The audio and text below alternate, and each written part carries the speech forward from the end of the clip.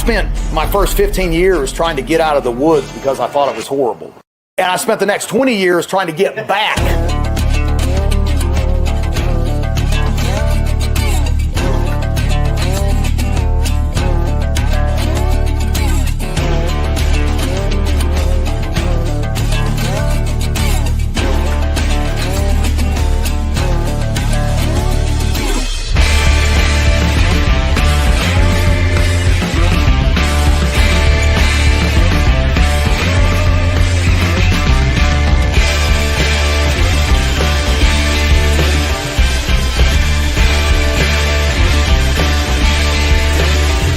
The truth of the matter is we need to be well-rounded individuals like our forefathers were. Oh man, here we are again. And for some reason, I can't see my live comments. There we go. Nancy, what's going on? Thanks for joining us tonight. Got some eyeballs up there in the corner. If you would, guys, like, share, subscribe, give us some love out there for the algorithm gods so that they shine favorably upon us tonight. What have you guys been up to tonight? Look, I don't even have my little sign on back here. Bam, there it is. And my man, Patrick 7 is in the house. Burke Springs, welcome to the show. Thanks for joining us, guys. Of course, I'm your host, T, with Mountain Readiness. We've been doing the things out here. That's why I'm still in my work clothes, covered in chicken poo, you know, chasing chickens and wrangling turkeys. That's what I do full time anymore, as well as this podcast, Mountain Readiness, Sovereign Health Summit, all that kind of good stuff. Let's just go ahead and do the laundry while we're out here. Of course, Fallout, October 23rd through the 25th. Coming up soon. Get them reservations in. We are booking up. The Sovereign Health Summit thing is starting to kick up a notch, and I'm happy about it because we need to get everybody in here as we possibly can. I've got some big announcements for Fallout. I can't talk about them yet, but I will be able to talk about them next week. I'm pretty excited about. So if you ain't got your spot, get the getting done. It's going to be a great time. Of course, we got Alan Cade, Jax Janega, those two, both alone contestants. We're going to do some stuff with them up on the stage, kind of a season 1 winner and season 13. You know, what's changed between those 13 years is going to be really cool. Can't wait to do that. A bunch of awesome instructors. We've got some new instructors that are coming on board. The weather is gorgeous and the leaves are changing, and you know it's going to be a good time, man. Coffee tastes better. Campfires feel better. It's going to be the place to be. So don't forget about Mountain Readiness Fallout. And then, of course, this episode brought to you by the Sovereign Health Summit. Sovereign Health Summit, October the 27th through the 31st. Amazing speakers, 5 days. The cost is low. Here's the great part. If you can't make it, there is also a live stream option. So you can sit right at home on the couch and catch the whole thing live. And, of course, you also get the package afterwards of all the recordings. So if you miss anything, you still got there in your rapport. And if you are purchasing Sovereign Health Summit tickets, then you can come to the Fallout Mountain Readiness for free. It costs you zero more other than you camping. And it's just our way of saying thanks and bringing community together, because that's what we're shooting for here. You can get them tickets and you can roll for free. Once you buy your Sovereign Health Summit ticket, you go to Mountain Readiness and you click on the Fallout event, scroll down, and there is a Sovereign Health Summit free pass. You just print that off and bring in your ticket to Sovereign Health Summit. You roll for free because we love you. What else do we got tonight? I don't know. Comments here. Who else we got in here? Holly, what's going on from the coastal South Carolina? Thanks for joining us. I bet y'all is warm down in that neck of the woods. I know we are burning up here all day long. My friend Joey is in the house. How you doing, girl? This is the only time that I can see Joey's face is up here on the screen. Usually I'm looking over the top of her. I'm just kidding, Joey. Just kidding. You just kind of, you know, it was a joke. So Trip, the man Trip, what's going on? Now and again, Trip jumps in with us. I'm going to have to hit you up for some of those fancy cigars you got, Trip. Look here, guys, our guest tonight, this is a conversation – and a live that's over almost 5 years in the making that I have known this awesome person. And so I'm going to bring him out. Most of y'all know him. If you don't, you need to know him, and you need to come hang out with us at the VanHoy Family Campground for these upcoming events. So I'm going to bring this awesome person out, and I'm going to do the introductions while he's up here on the stage. Mr. Casey VanHoy. What's going on, man? How you doing, man? Man, we are hanging in there. We are hanging in there. So for everybody out there in the comments, if you have something that you got to say, you want a question, because I'm going to tell you, this campground, I did not even know some of this stuff. I had to do a little research, and this place is rich in history. There is all kinds of awesomeness going on in this campground. And you have quite the collection just hanging in the office there of memorabilia and stuff that's going on at the campground. And it's still rocking. It's still rocking. Yeah. But I've got to do this. I always do my little introduction here. It makes it official. Makes it official, Casey. So we have tonight, we're talking with Casey VanHoy, whose family has been bringing people together in North Carolina for more than 100 years. What began in 1924 with H.P. VanHoy and a school fundraiser grew into the world-famous Union Grove Old-Time Fiddlers Convention. And today that legacy continues at VanHoy Family Farms and Campground, a place where families gather, traditions continue, and community is built. And I want to add to that, Casey, someone who I look up to, and that's a fact, as an entrepreneur, as a business owner, and most importantly, because you gave us the opportunity to do this with Mountain Readiness, and now here we are adding on the Sovereign Health Summit. But I really appreciate you coming on here tonight, man. Well, we're honored to be associated with you guys. You know, Union Grove, my grandfather started a Fiddlers Convention, like you said, 102 years ago, back in 1924, to raise money for the school. Back then, in Iredell County, there were only 4 state-supported schools, and Union Grove wasn't one of them. So to get accredited, you know, you had to have the right type of books and curriculum to teach. So they had to raise money, and all those families, they all pulled together. You know, they're having to send their kids off to school, and you know, these are farmers, and they needed the kids close by. You know, so it was a hardship, you know, sending folks off and having them come back. And so they wanted a school here in the community. And so I guess they were self-reliant too. So they didn't look for a handout. They all voted themselves a tax and started this event, this Fiddlers Convention on Easter weekend to raise money for the school. And they did it themselves. And that's how it started, you know. You know, isn't that crazy though, is that in this day and age, man, you know, I think people have gotten kind of off the mark of the whole thing of being able to take care of yourself. You know, back then, you know, there were, you know, a lot of times, like you said, with that school, and I didn't realize that. So they weren't privy to those fundings. So like, you know what, we'll just do it ourselves. You know, it's amazing how things have changed, you know? Well, that's true. That's right. You know, and the cool thing, Union Grove's a little community, you know, we're in northern Iredell, and I guess most of your listeners probably know where we're at. We're just north of Statesville. We're in the foothills, you know, the Brushy Mountains. And there's a lot of musicians around. You know, people back then, and to some degree now, you know, they had to make their own entertainment back in those days. And so there was a lot of stuff a lot of music that was being played. And so those guys, just about every family had a good picker in their family. So it was a popular event. And Easter, you know, Easter was kind of like the first official holiday of spring. You know, sometimes it's in late March, can be kind of cool, and sometimes it can. I think the third weekend in April, I think, is as late as it can go. But anyway, springtime's a good time to get out, and everybody, you know, had cabin fever for the whole winter, so it's a good time to get out and do some picking. So Easter was it was a good good date for us.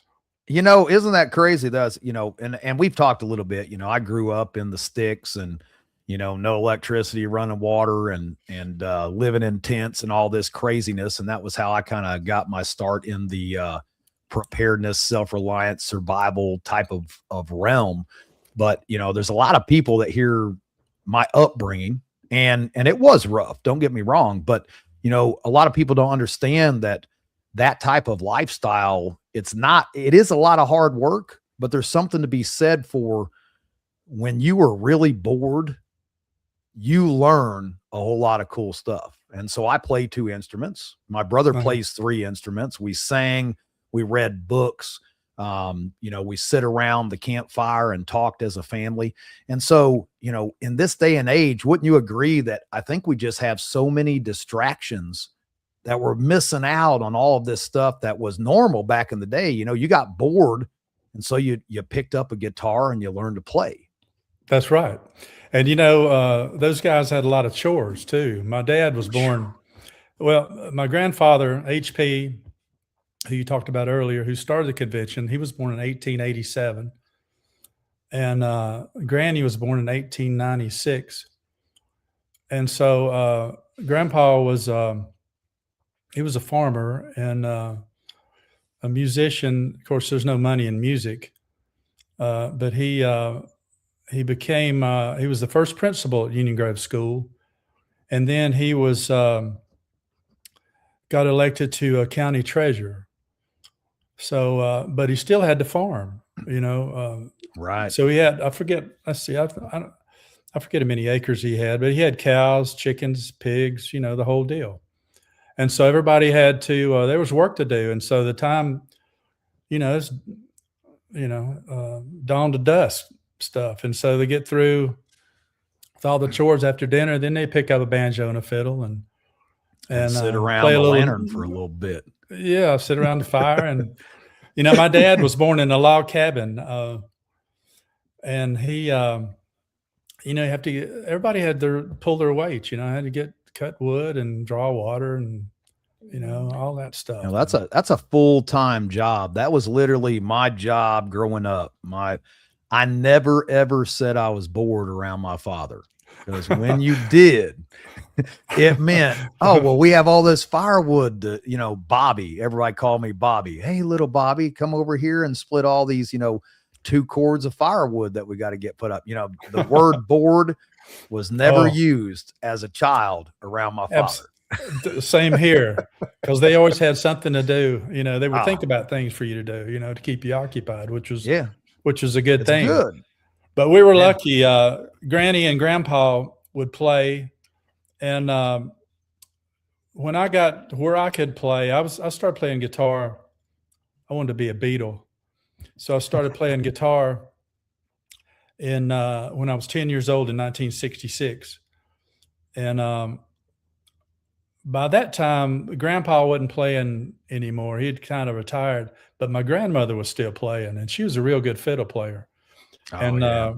She would, we'd be sitting around and we'd ask Granny, if you could, can you play Rose of San Antone or something like that, or some Wabash Cannonball or something, and she would tilt her head back a little bit and think of the melody, and then she'd fire it up, and it was great. She was really a good musician.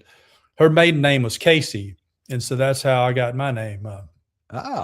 She was the youngest of 5. She had 5 sisters. There was 5 sisters, and her dad was the the postmaster in Yadkin County.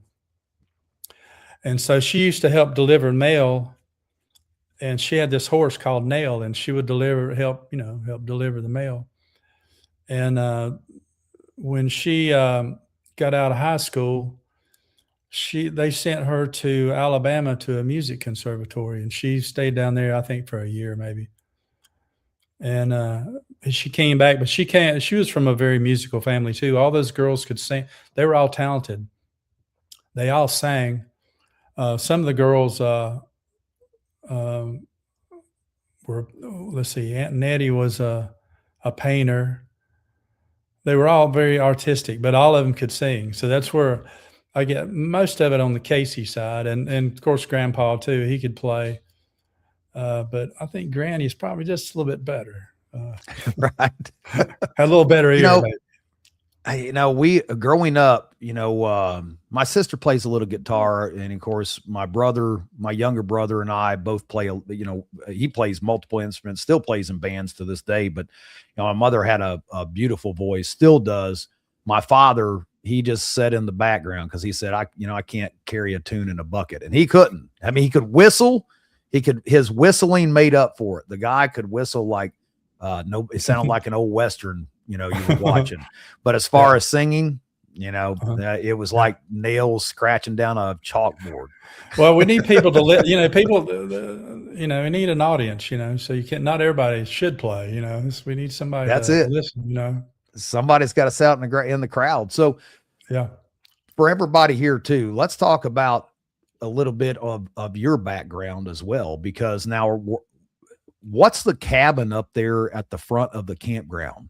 There's like an old cabin there. It looks like. What is that? That was, those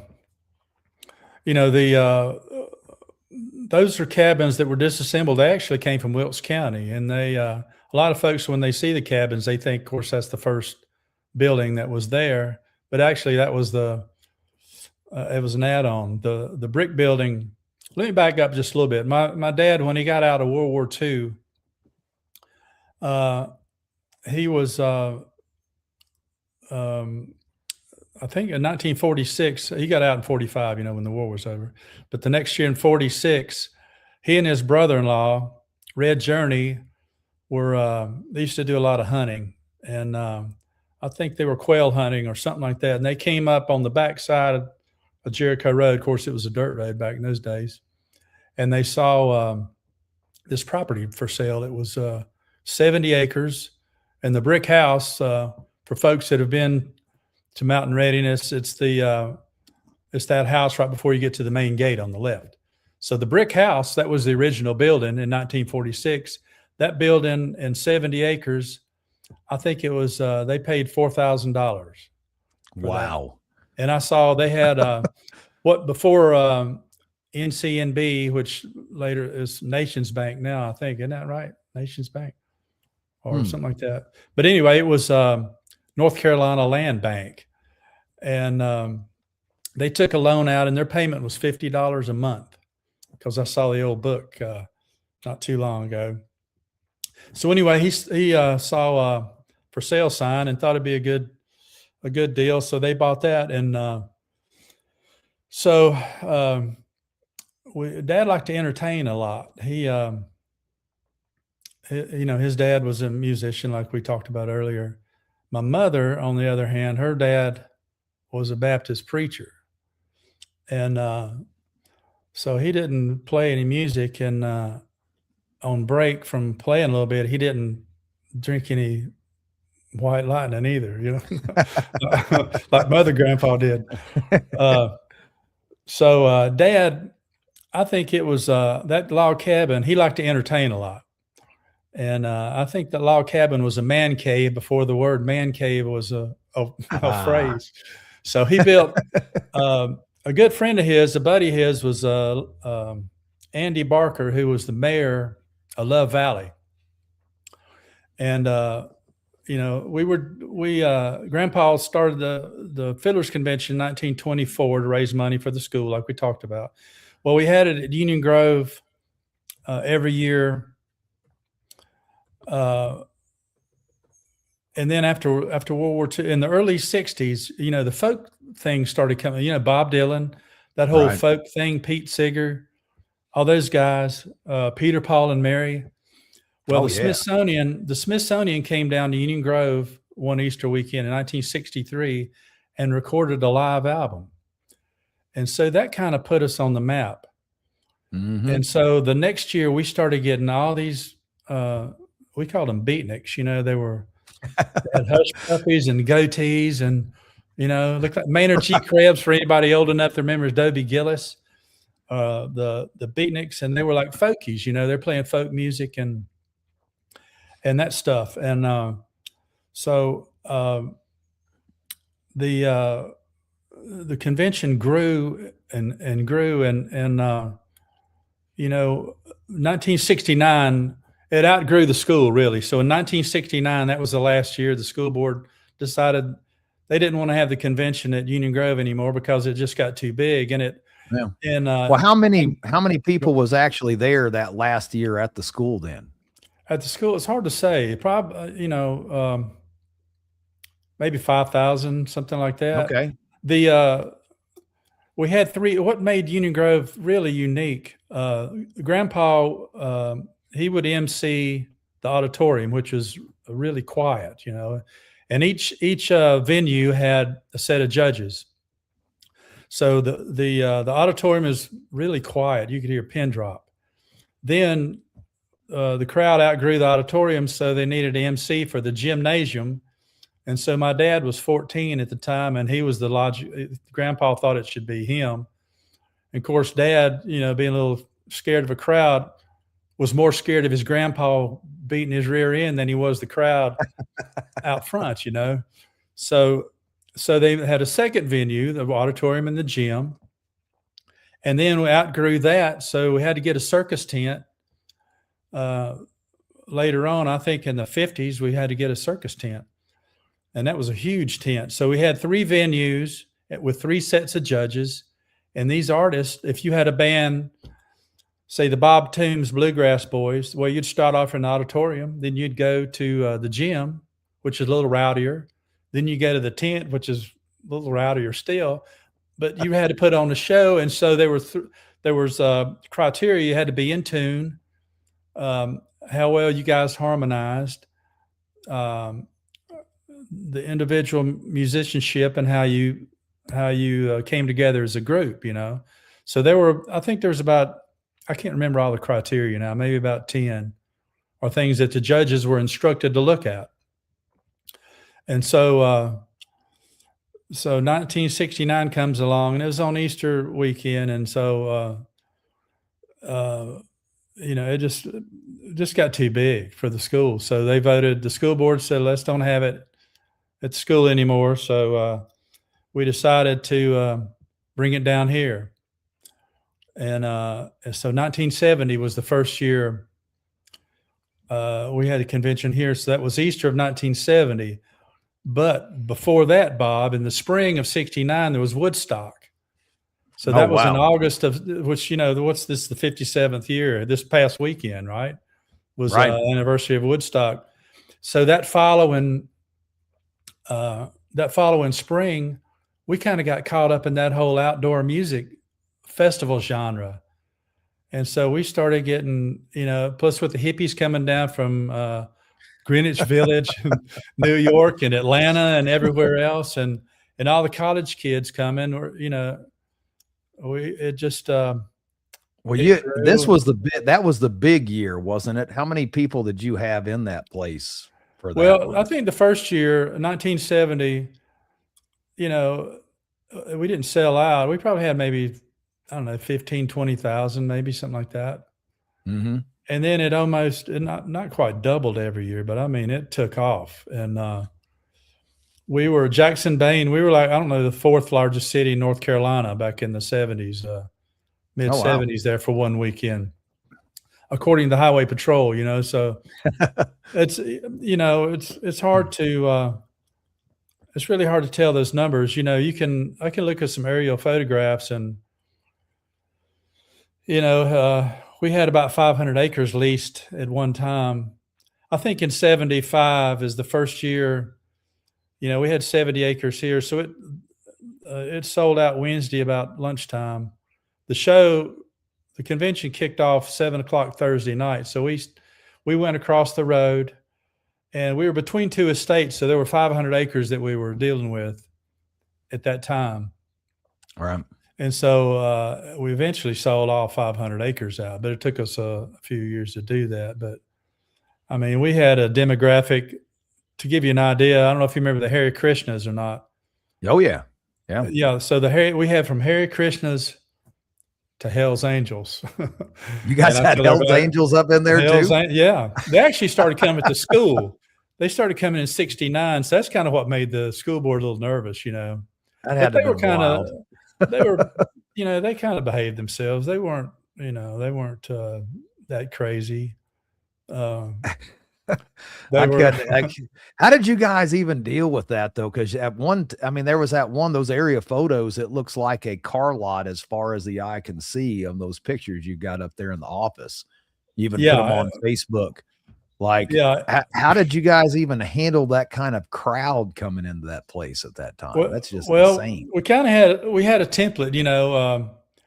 I always tell everybody doing one's easy because nobody knows what to expect. But when you do about 10 of them in a row, people know where the holes in the fence are. And you know, you get some people that shouldn't be out in public. I wish we could shrink wrap a dunce cap on their head, but you can't do that. You don't know but usually one, you know, just like anything else, there's 1/10 of 1% that really shouldn't be out in civilized public.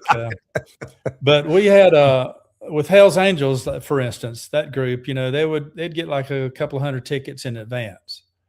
So wow.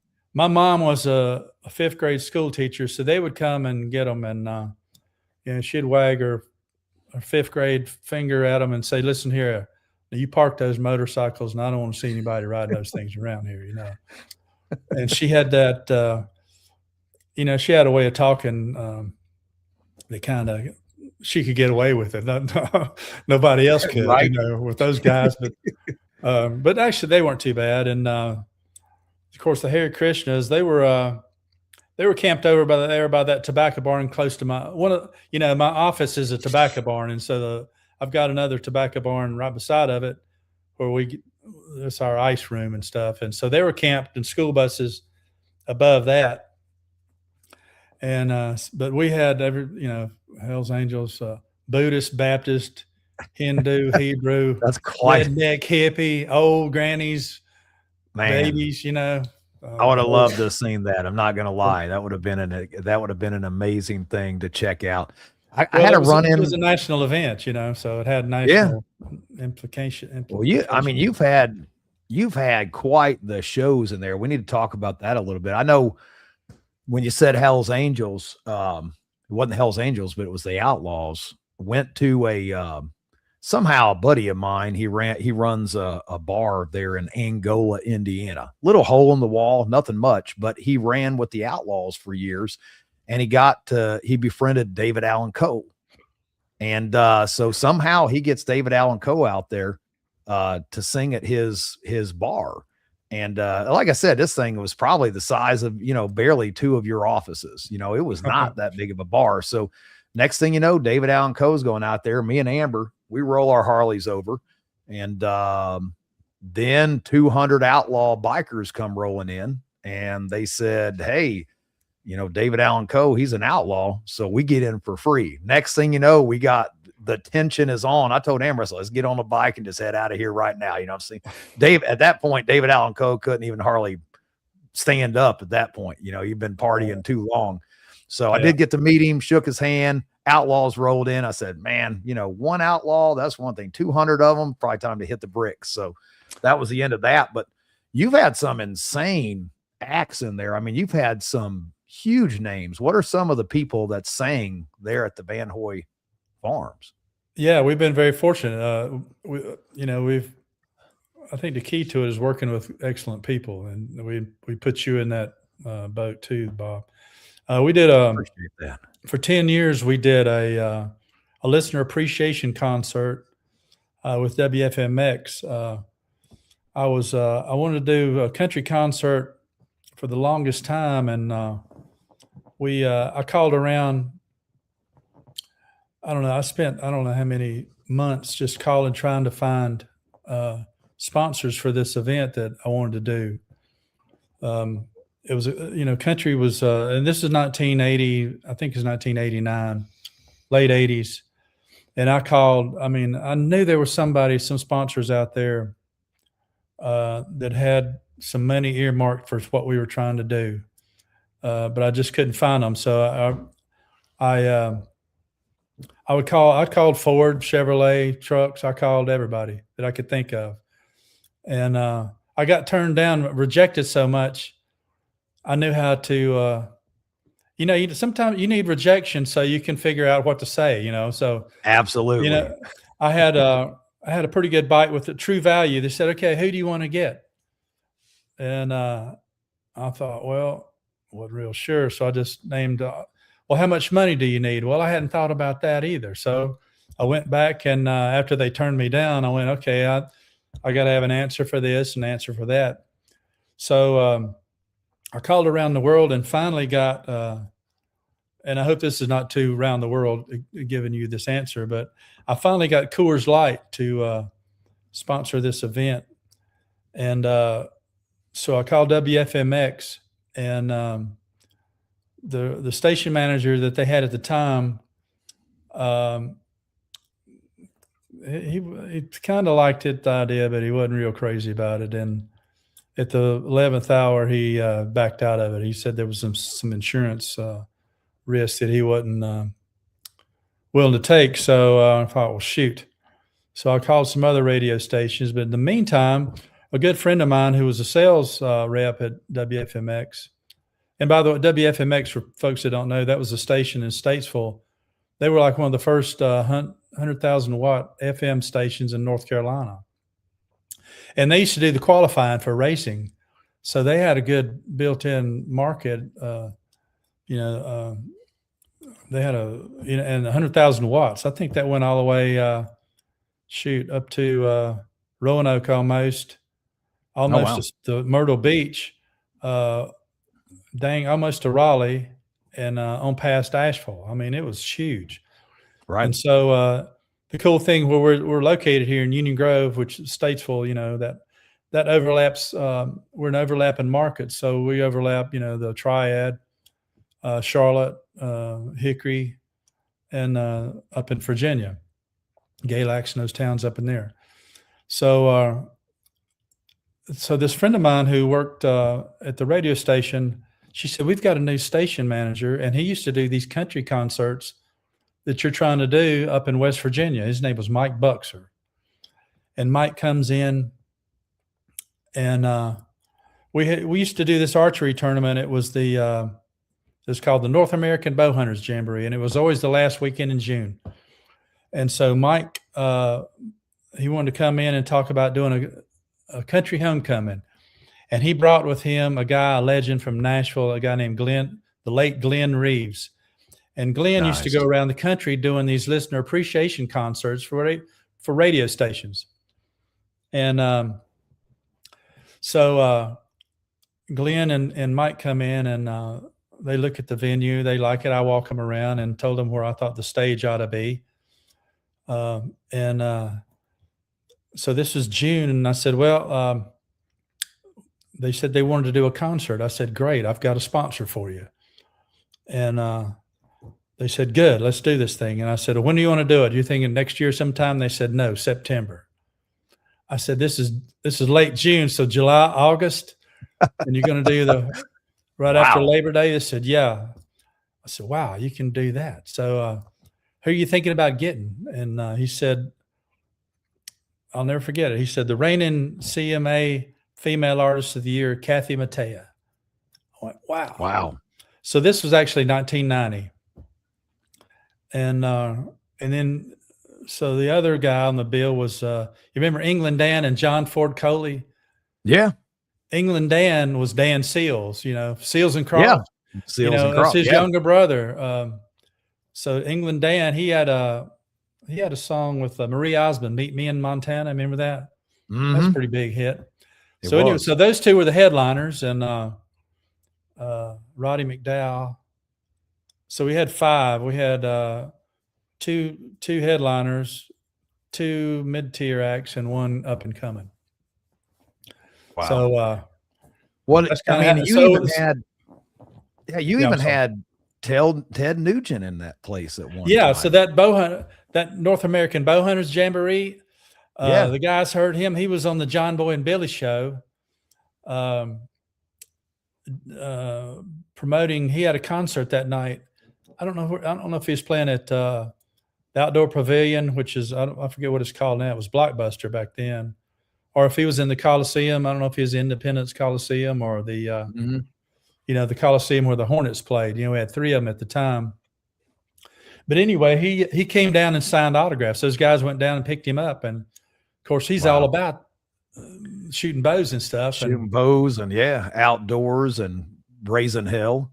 I had John Strassel on ABC is 2020. They did a segment on people that were like hard of hearing or something like that. And Ted Nugent, he used to have a wall of marshals behind him. So he was a little bit hearing impaired. He had a little bit of, Right. but I knew when I went up and talked to him, I had him autograph 2 shirts, one for me and my cousin. And I knew he was kind of hard of hearing. So I got up and I said, "Hey, Ted, glad to have you here at VanHoy Farms." And he said, "Yeah, man, that's how we get things done." And I don't know if he heard me or not, but I tried to make it where he could, but he was a great guy. And I'd give anything if he could have played that night. But I think there's a couple of people that maybe thought that he should have played, but I think usually there's a radiance clause.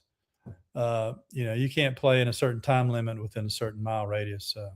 But we'd have loved to have had him play if he could have worked it out. Oh yeah. I actually got in touch, Amber did too, with his publicist, and it was before the first Mountain Readiness. We were trying to get anybody and everybody, make all the contacts. And you understand this. You were even talking about that when you're cold calling these sponsors and trying to get people. It took us, I think we did we called 200 different food trucks before we figured out that you don't tell them that you don't know how many people's going to attend. You just automatically tell them, it's about 500. Doesn't matter how many is going to show up. It's 500 is the magic number to get a food truck. Cause they're like, hey, what, how many people's going to be there? Well, I don't really know. This is the first click, beep, that's it. You mess up. But I mean, you understand this too, because, all the cold calling, there is a lot of work that goes on behind closed doors, just getting sponsors and vendors and entertainers. I mean, that in itself is just a chore. You'll go hoarse all the phone calls. And I think that's the biggest part of this, advertising and phone calls. That's right. And you got to have a list and your checklist, and you got to go down and you got to be thick skinned and not worry about rejection. That's part of it. You just have to go with it. And that's just the deal, man. No truer words have been spoken. Boy, you better have some real thick skin in this business. That's for sure. Tom Bryce says, hey, Casey, are you ready for some more of that bourbon at Fallout? Absolutely. Man, that stuff, yes. The double, man, that is some good bourbon. I'm just going to say that. We actually had somebody else. What were those peanuts? Tom, those peanuts to go with the peanuts in the shell to go with the bourbon too. That was pretty good too. Man, I missed the peanuts. We were there in, we did the event Mountain Readiness West out there in Swan Lake, Montana, out in the middle of nowhere. I mean, I'm not even lying to you, Casey. We were an hour from a gas station. That's how far out we were in this place. I mean, there was nothing around, but we had Tom, and I told Tom, I was like, I love you, Tom. You're like my adopted father, and you always feed me and, give me premium cigars and double bourbon, so I hug Tom and tell him thank you every time I see him, because he always takes care of me, make sure that we're good to go. But he's the man. He is the man. Oh, Christy, she said, Casey, we love all the upgrades to the camp. The bar and the stage area are really nice. Did we get lights and the new showers? Always enjoy the time there. The lights, yes. We've got my electrician, who happens to be my nephew, just bought some 35 acres, and he's got some equipment, and he's doing all the grading himself. And I think he's running into a snag or two with he bought one piece of equipment was new, and the other was a little used, shall we say. So he's having a little problem, but as soon as he gets squared away, we'll have those lights. I promise you we'll have those lights for the next show. Actually, I've got a festival coming up the weekend after Labor Day, so I've got to have it for that.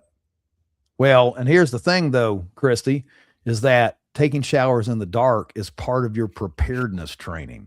It's because here's the thing, the sun ain't always shining, Christy. You may not always have electricity, so it's a survival. That's just part of the survival training. The experience that you get is to take showers in the dark. you know, maybe even take showers back there in the creek in the very back. You know, that's always exciting as well. Absolutely. No, the upgrades that you've done is fabulous. I know the tiki bar there, the added stage, all that stuff, man. That is top notch. Thank you. For sure. Chris said that's why you need a waterproof headlamp. Exactly. You got to have a waterproof headlamp as well. So, well, you also, you know, you've been doing this. Well, I lost my train of thought.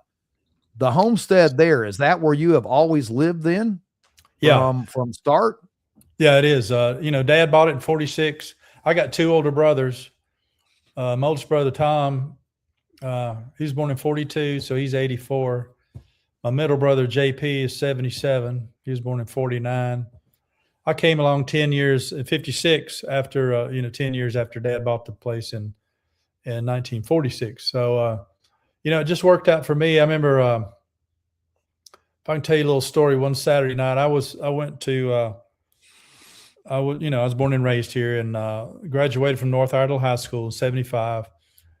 I thought I was going to be a professional musician. So I went to Mitchell College and majored in music. And that summer, after my freshman year at Mitchell, I got in this band and ended up going on the road for 3 years. That was like my hitch. And, you know, 3 years you were on the road. 3 years I was on the road. Yeah. Man, that's so awesome. One Saturday, I would always come in for the convention and help Dad, you know, because I knew we always like to circle the wagon with the family and stuff, help him do stuff. I was 12 years old when we brought the convention down here. So I've always been, I know how I've always been around it, you know, and I wanted to be around it. So once the Easter Saturday night, I think it was about 12 or 1 o'clock or 12 o'clock. I think the music was still going on down in the arena.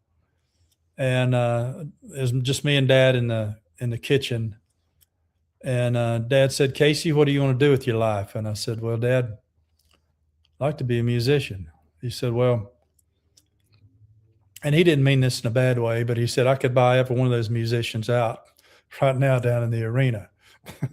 And what he meant by that is, if you're in music, you got to have another sideline. You're just not going to make it in music unless you're the 1/10 of 1%. Somebody, the right somebody sees you at the right time. Exactly. So, he said, you need to do something here, you know, and so that kind of stuck with me, you know. And what I didn't tell him, I gave myself, I think it was 5 years. And if I didn't do it by 1980, you know, I was going to do something else. I wouldn't. So I went back and I still play today. Me and my middle brother JP have a band, and we play once or twice a month just to stay sharp, you know. Yeah. You know, I was born and raised here. Always wanted to do something here because the good thing is, you know, we got this arena. It's a great location. You know, we're just right off the interstate. Absolutely. We were when I was a kid, 77 was planned. It was going to come right through our property, right where the interstate. Right where the arena is. That's where 77 was supposed to come. Okay. But luckily for us, there's a Quaker church just north of us. And what's even more important is the graveyard. And because of that graveyard, they moved it west a few degrees. And we couldn't have laid that interstate off any more perfect for us. So you get out just a half a mile. You know, you get off on that right there. You take one turn on the Jericho. There's no residential. The only residential house you pass is ours, you know. Yeah. And so, it's a perfect location. I mean, where else can you find 106 acres of campground right off of I-77 and an hour from an international airport? Like, you can't get any better than that. Amber said Casey should play at the Sovereign Health Summit. You've got a request. It sounds like it's what Amber's saying.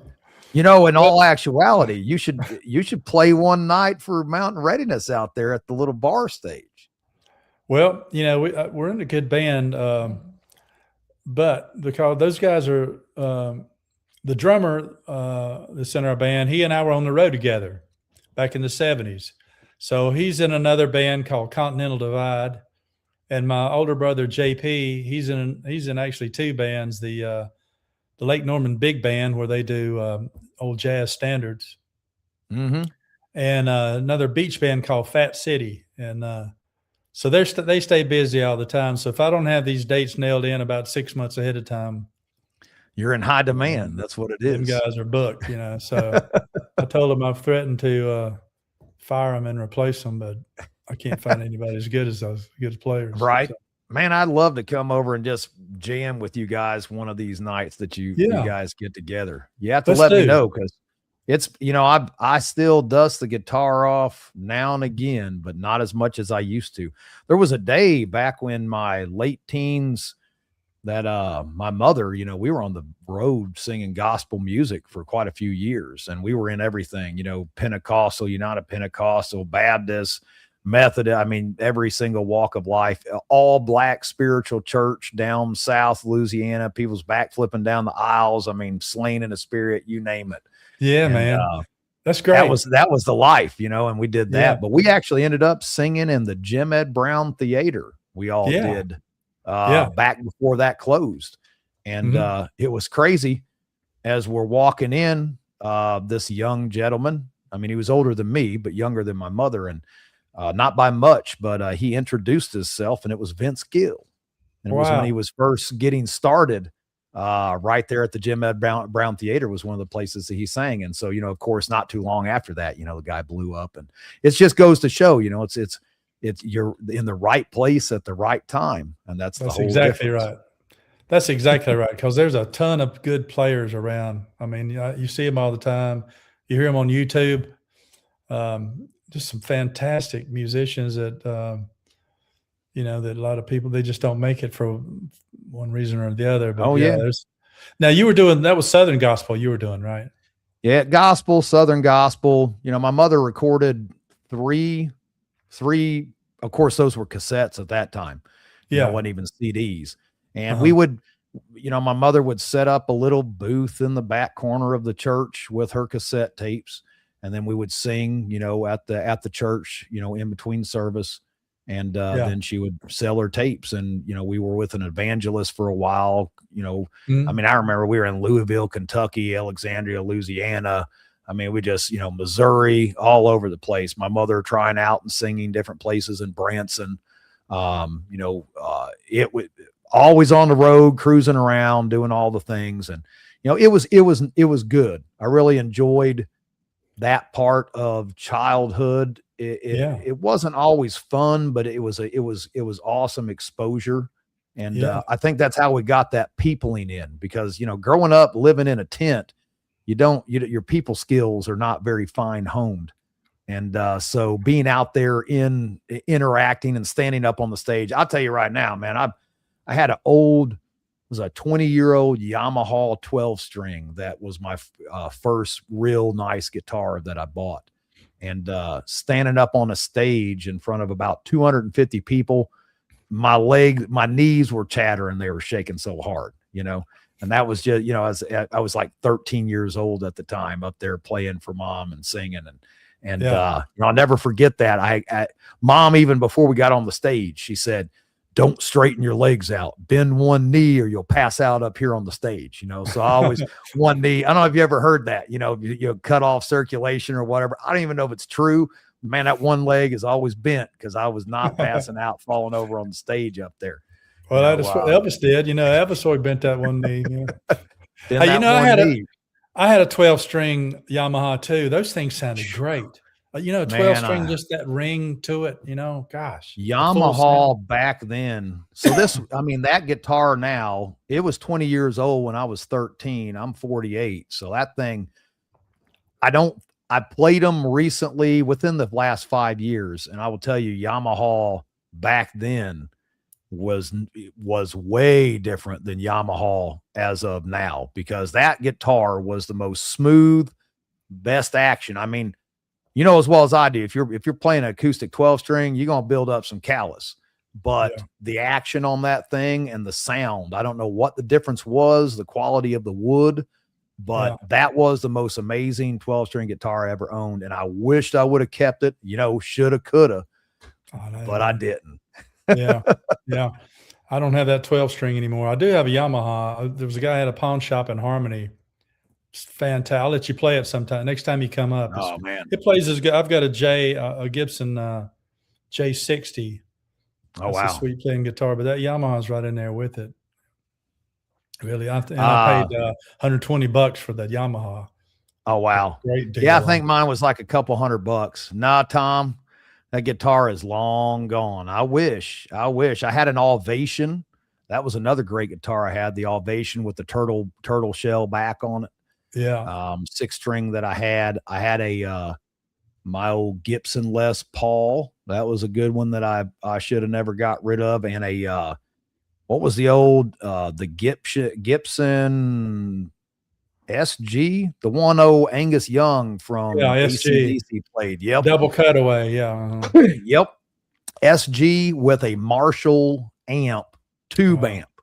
You can't get any better than that. Like the old Marshall tube amps, man, they had just a sound that was, well, I mean, that's why Ted Nugent is deaf.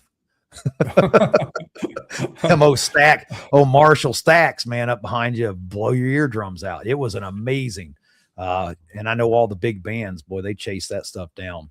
I think Derek Trucks plays. We had Derek Trucks here. This guy, Jay Stevens, his business is Ziggy's, and we're doing a festival with, it's our 25th year anniversary. We did a Government Mule and Derek Trucks Labor Day weekend in 2001. Nice. And I think Derek was playing a SG. He's a great slide player, Oh yeah. His uncle's Butch, that played drums for the Allman Brothers. Oh, okay. No, I didn't realize that. I didn't realize that. That's his uncle. Yeah. He's been playing, I think he was about 12 years old, or he was really young when he started playing with the Allmans. And set in, and no, it's great stuff. Is that your? Oh, it is. Like that was, I mean, that thing and the sound, everything has, the humbucker pickups, then you got the Fender Strat. Everybody's got that. If you play it long enough, you can hear a guitar and say, oh yeah, that's a Fender Strat right there. They all have their own little personality and sound. That's right. So what is coming up Labor Day then? What's this big concert you got going on? It's the weekend after Labor Day. It's called the Big Something Festival. It's a 3-day festival, and we got some great bands. Folks can go on VanHoy Campground on Facebook, or Casey VanHoy on Facebook. Mm-hmm. I gotta put that up too. Yeah, it's see, because we've got that right there. You guys can scan that right there too, because you guys got some really good bands coming out here this past week. Yeah, we got this past year. I mean, you've got some really good stuff going on. We've been fortunate. You were asking us some of the artists we've had. I guess one of the biggest shows we had George Jones. It was his birthday. Oh wow! I didn't know that. Yeah, George was here. Awesome out there. He was, and he had just gotten married too. So his new wife had him on a short leash, and he was sober as a judge. And that's unheard of for a concert with George Jones. Absolutely, and so we're a little bit worried about that. But no, Glenn told me, his new wife's got him lassoed in, so he was sober. We had, let's see, Merle Haggard was there. I saw that, man. Merle, let's see, Charlie Daniels. Yeah. Charlie Daniels and Steve Warner. I'm sorry. We had Restless Heart. I was big on Restless Heart back in the early 90s. That was a good band. And Waylon Jennings, that was a good one. Man, that's the one concert I never made it to see Waylon Jennings, and I kicked myself because that is my all-time favorite country music singer right there was Waylon. Wow. Well, he put on a good show too. It was really good. We were trying to get there was a guy we did a festival with, his name is Ashley Capps. He's from Knoxville, Tennessee, and he ended up doing Bonnaroo with a group called Superfly, and Superfly was out of New Orleans, and they used to do it at Manchester. Well, they still do it, but they've sold it to Live Nation. But we did a festival with this guy, and it was called the Mountain Oasis Festival, and we did okay with it. It was the weekend, 2 weeks after 9/11, so everything was kind of, everybody crazy. Yeah. But he came to me the next year. We're going to try to do Bob Dylan and Willie Nelson. I thought, yes, that'll be excellent. Sweet. But you know how, Bob, you can try to put things together, and sometimes it's like herding cats. You got an idea, and that can work, and it looks like it could work. And usually people are buying talent in October for the following spring and summer and fall. You know how that works. Right. You got to do that stuff ahead of time. But we've had a bunch of near misses, but we've had some successes too. Oh, and yeah. we're thankful. This is a hard business. I tell everybody, if you want to make $1 million in the music business, start off with 3, but you're doing a great job with the Mountain Readiness and the fallout and everything, the preparedness, and we're all about it. And we're honored to be in there with you, my man. And we love the clientele, the folks that come out, Chris, Chris is in the comments too. He's been commenting. He even said 2 of his favorite people up here is me and you, Chris. I don't know if you've seen him up there, but yeah, Chris and Mel are both in the comments over Chris there. And Mel and Russ and Russ, man. We got Tom Bryce. Yeah. And there's a bunch of them. And the guys those guys from Wilkes that are blacksmith guys, on the pickleball court, those guys are great too. I Kyle, love those guys too. There's Chris right there. He said Mountain Readiness wouldn't be what it is without Casey and Tracy. Amen to that. Now, we just appreciate you giving us a chance, man, because I know when we first come out and talked with you, Amber had found that. Of course, she was Iredell County Sheriff at that time, deputy. Yeah. And, she said, hey, you got to come out here and check this place out. Went out there and we met you. You back there digging back the electrical in there in the Angery Land parade field back there. And that's right. I remember we pitched to you. We were like, hey, we want to put on this event, bunch of survivalists. I remember you looked at me. I think it was more of just sheer curiosity. You're like, man, what is this weird guy even talking about? But you were like, you know what? Why not? Let's give it a try. Yeah. And I remember that first one, up to that event. Did I ever tell you we bought our first ticket to Mountain Readiness? Amber and I did. The first ticket sale. This is a true story, Casey. You're going to love this. We were a month and a half out. Not even a month and a half out. We had not sold one single ticket to that first Mountain Readiness. And Amber, she's like, maybe there's something wrong with the ticketing, So I went in there and I purchased the ticket. And I remember when that thing went ding on my phone, it says, you sold a ticket. My heart sunk, because not only did the ticket sales work, but I paid taxes twice on that ticket.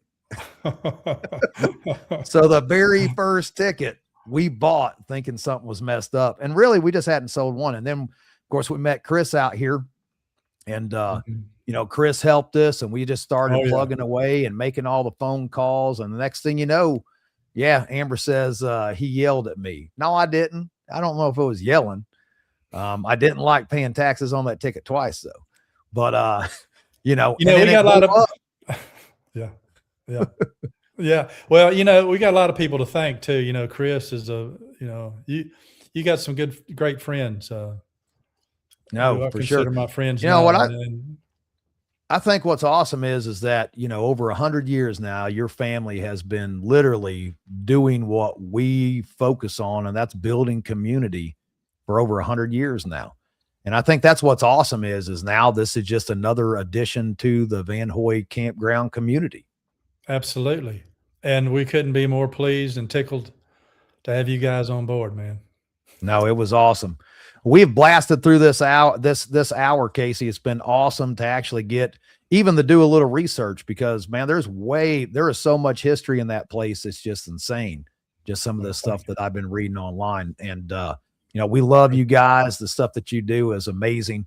And of course, we couldn't do it without you. Like this is this friendship and community that we built. It never ceases to amaze me. So I thank you and I appreciate you, man, from the bottom of my heart. Well, back at you, and we love you guys and respect the heck out of you and all the work that you're doing, which is a lot of hard work. And keep it up. You know that 100%. And everybody else out there, thank you for coming and supporting the event. And we look forward to seeing everybody here next month. Absolutely. Yeah. And then, of course, 23rd through the 25th, Mountain Readiness, Sovereign Health Summit right after that, 27th through the 31st. Make sure to scan that up there because, man, there's some really good bands that's been coming on there. I wanted to see what was, there was a Newgrass band that you guys had not too long ago. Shadowgrass, man. Yeah. I was out of town. I wanted to see them. I've been wanting to see them guys forever now. They are an awesome group. There's this one guy, the guitar player. He's from Mount Airy, and he came to the convention. Well, I started a convention back in 2012, and we're thinking about doing it again. We ran it for 5 years, but his name's Kaiser George. He's a fantastic guitar player. He's up there. He's going to be next Billy Strings. He's really hot, really good. Keep an eye out. Oh yeah, no, for sure. What is the best way, since we're wrapping up, what is the best way for people to book their site for camping for Fallout and the Sovereign Health Summit for everybody in the chat? The best way is still to call me. I'm old fashioned. I can talk to people. We can do this real quick. I can tell them based on the RV that they have, the best location to go. I can answer the questions about tent camping, RVs and everything. So it's better just to give me a call.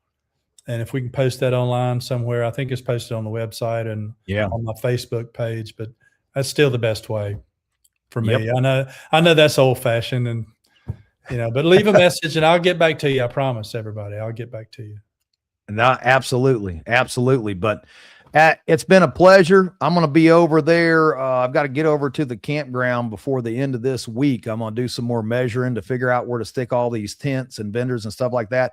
And look, y'all, if you're wanting camping, you need to get with Casey soon because between the Sovereign Health Summit and Mountain Readiness, we're starting to book out a lot of stuff. We're selling out on that hook. Oh yeah. Get on that hook and get your spot because you know the drill.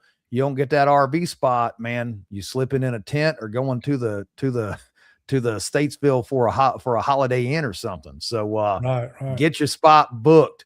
But Casey, it's a pleasure, man. I'll see you later this week. And we got to get together and do some picking for sure. I need to get over there and check this out. I got 3 guitars here, so we'll pick when you come up next week. Sweet. Even better. Okay. Well, thank you so much, sir. You guys have a great night. We've got to do this again because I just enjoy talking about history, man. That's what it is. And you guys have some awesome history out there. So thanks again, brother. And everybody in the chat, thank you. Have a good evening.